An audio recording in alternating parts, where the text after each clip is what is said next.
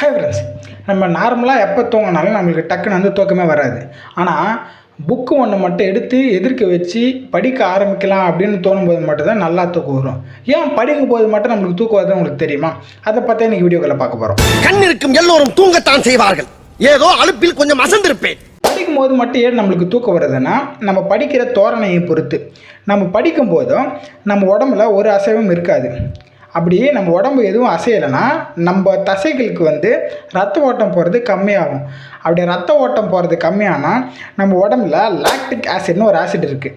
அந்த ஆசிட் வந்து உடம்புல இருக்கிற ஆக்சிஜனை அதிகமாக உறிஞ்ச ஆரம்பிக்கும்.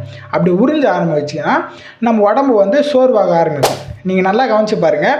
நீங்கள் படித்து 10 நிமிஷத்துக்குள்ளேயே உங்களுக்கு கொட்டாவி வரும். ஏன் அப்படி கொட்டாவி வருதுன்னா, அந்த லாக்டிக் ஆசிட் வந்து நம்ம ஆக்சிஜனை உறிஞ்சுதா, அதனால் ஆக்சிஜன் பற்றாக்குறை ஏற்படுது.